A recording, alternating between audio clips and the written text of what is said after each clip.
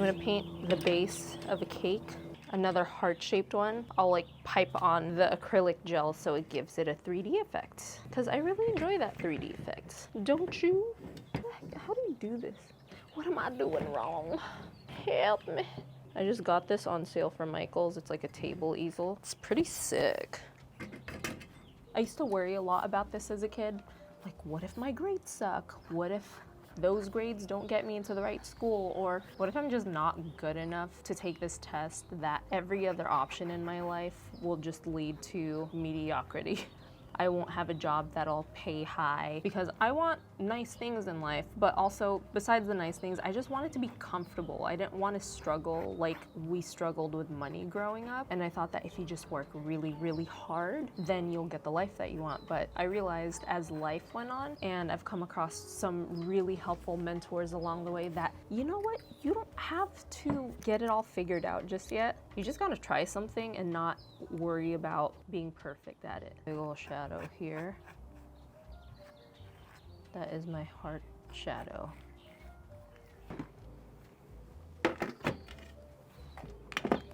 I think that's normal when you're young. You're just so worried about what you're doing differently from what the adults have done in your life. I think we just worry because I'm imposing an expectation on myself, and I'm making myself trip out by believing that if I don't meet that expectation, then my life is gonna fall apart. When in reality, it's not gonna fall apart. I'm gonna be fine. It's a logical thing to think about, but when you're in that moment, you know how it is. You just feel like all your plans are gonna fall apart if you don't follow a certain path, but that can't be further from the truth. So this is the thing about going to a different place like my sister's house. I gotta bring all my paints. Champagne problems. I'm very lucky to do this. I didn't get into the best university. It was still considered a good university, but at the time when I had classmates that were getting into Stanford and UCLA and UCSD, all the good California universities, I got into one and I was like, okay, I made it. For every immigrant parent's dream, my parents were like, oh my gosh, that's amazing. You get to go to the same school that your sister is going to. And I think I did it because I was scared to do things on my own, which is fine. Like something to just move my life forward. I mean, granted, it was a very expensive way to move my life forward, but it was still something different and I don't regret it. And by the time that college hit, I wanted to become a mechanical engineer, but I got in undecided, undeclared as my major, taking all the prerequisites. But halfway through my undergrad career, I was like, I don't want to do this. This is boring. And there are no cute boys in physics.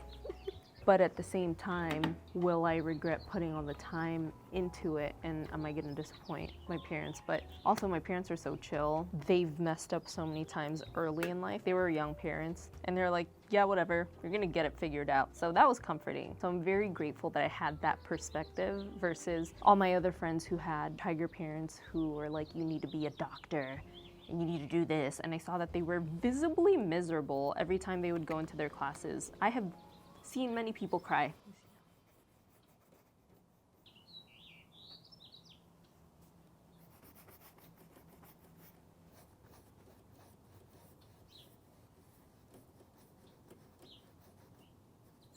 How am I gonna finish out college without paying for more tuition? If you grew up with a poor money mindset, you're always afraid of money. Every little thing you do, you tie it to money. I knew I didn't want to live that way. When I was trying to figure out ways to alleviate my expenses because of this sudden shift that I wanted to do and veer away from the traditional path of, pursuing engineering, I was like, let me just finish with art. Because I've loved art my whole life. I felt weird calling myself an artist. I've heard that saying that everyone is born an artist and it just depends on who stays an artist. And I find it genuinely fun, and I didn't realize until recently how therapeutic it is for me. And that's why I'm doing this now, right? And I like sharing life experiences with you guys. I want to pursue art so I can just get the heck out of college without doing a fifth year.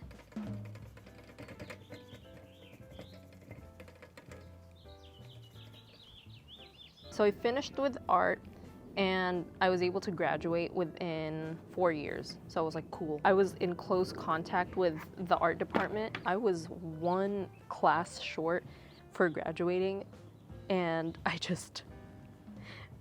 I just sent them an email. I was like, hey, it's me again. It's me, Jessica. I've been here and I'm struggling and I don't want to take another class. So I told them, please, if there's any way to waive this GE, this general education class, because it's not really important for my major. They said, you know what? It's okay. We're going to waive it for you.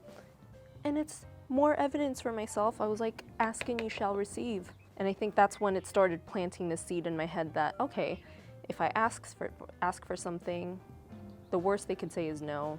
And if I desire something, I just gotta keep putting it out there. And you just never know how it's gonna work out for you. I have my own personal training business. I have a very chill schedule. I'm very blessed to have it. But I definitely worked my way into it because I've always wanted a non-traditional route. And it took some time to figure out where I wanted to be. Everyone's different, your path will be different, and I believe in things do happen for a reason. You go into something because you're just meant to be there at that time to learn a lesson. And for me, college was a lesson in I learned how to be on my own, become independent, pay my bills and all that, live with other people. Towards the end of college, I started working an under the table job, so I got paid for it. I was lucky because my sister got me that job. She gave me an in as she was leaving. It was a desk job and I was like, this is so boring. I just sound so ungrateful every time I say it out loud, but I knew what I didn't want. And I think that's why it's so important to try out different things, because now I knew I didn't want a desk job. I can't stand being in the same place, sitting down for hours at a time. And I know not a lot of people are fortunate to have the choice to just leave a job right now because you have a family to care for. And I was in a good position because I was young. I didn't have kids or anything. I still don't have kids now yet. After that desk job, I graduated college and I got into a series of odd jobs. Change positions here. It's good to stand up. It's good for your spine. The older I get, when I sit for too long, my spine hurts so much. So make sure you get up and move around. If you're at a desk and you're sitting down, where was I? After that under the table desk job, I quit. That was very impulsive of me, and that was a trait that I started to work on in my 20s, is not being so impulsive. Every time I didn't like a job, I would just quit right away without backup, which has pros and cons to it because it kicks your butt into gear and it forces you to try to look for work right away, but I would not recommend it.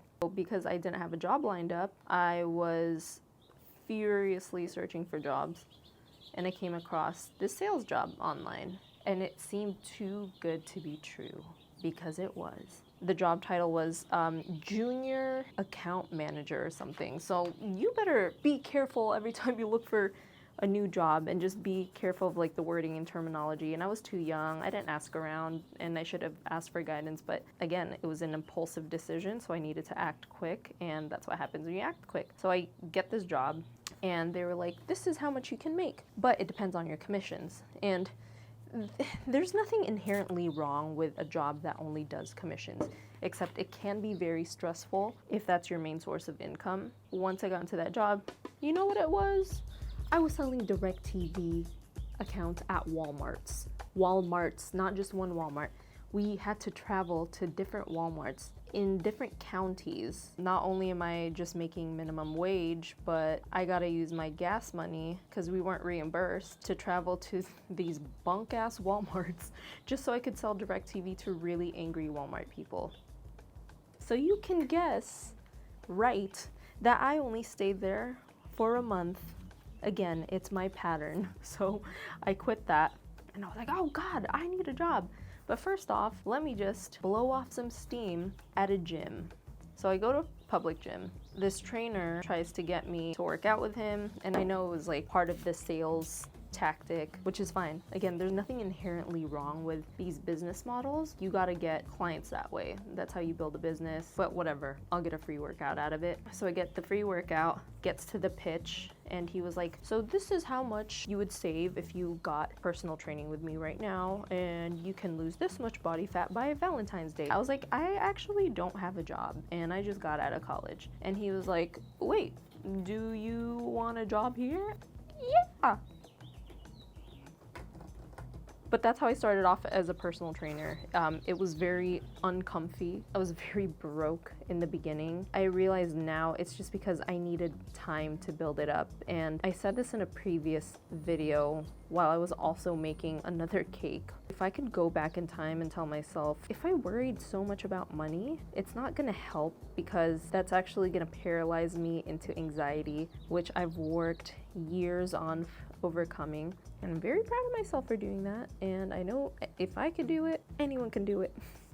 I started off with not having many clients, and at 24 Hour Fitness, when I was working there, they would take 80% of commission. So if I were to sell a personal training package for almost $1,400, I would get a little under $300 from it. And on top of that, it was minimum wage. I wanted more. At least I was in a position where I was like, okay, this isn't a desk job. I'm not sitting in one place. It was actually really fun because I was able to, get up and walk around and train clients, but it was still really uncomfortable because we had to get our own clients. We couldn't just sit there and just let clients come to us. Like, clients were not flocking to us. If anything, I feel like they were trying to avoid us, because what we had to do in the gym was walk the floor, which means it's time to walk around and basically bug random members in the hopes that they'll get into a free consultation with you, and then you have to sell them at the end. But I'm grateful for that time because it helped me hone in my people skills. I'll save this story for another day, but I grew up very awkward, did not know how to have conversations, but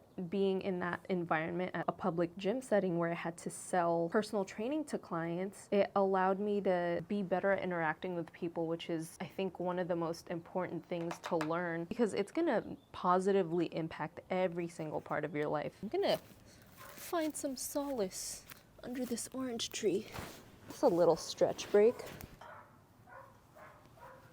It was very up and down in the beginning, and I think it's because my belief in myself wasn't that strong. Because as you get more confident in your industry, you're gonna make better decisions and things just feel easier. And it's part of the process, especially if you're in business. It's all an act of faith. Everything's an act of faith. You will get what you want no matter what, as long as you keep putting it out there. So over time, it's been 8 years now since I became a personal trainer, and it's been over 7 years since I started my personal training business. I realized that I don't have to work such long hours in order to get the life that I want. Running across important mentors in my life, they helped me realize smarter ways to work. When I see things in retrospect, it's kind of cool, because now I see, okay, I am not working a traditional job. I've never wanted a traditional job. I never wanted to sit in a 9-to-5, and I didn't know what that would look like. But because I desired that, I was able to get myself in a position where I am doing that,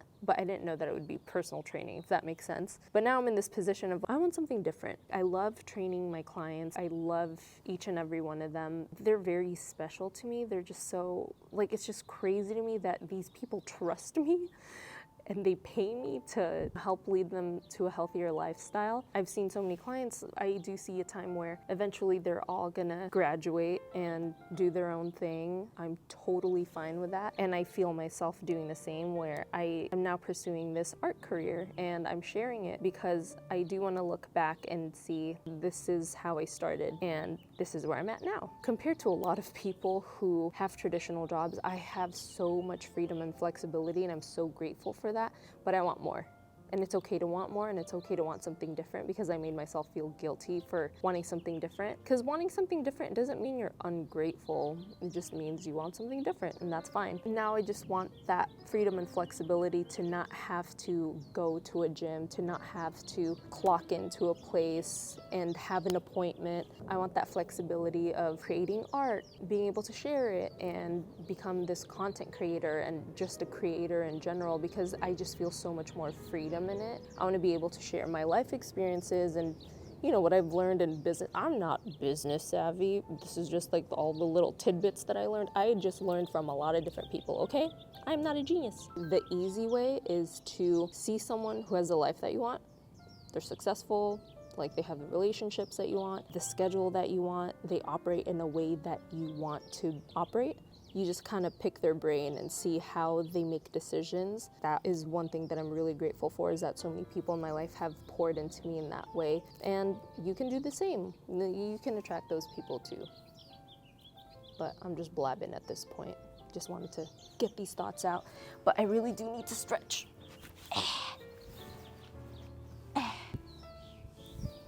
Okay, let's go. One of my really valuable people in my life right now, he's kind of like my mentor. He's gone through so many seasons in his life, and you know, right now he's a very wealthy man, and that's why I'm picking his brain.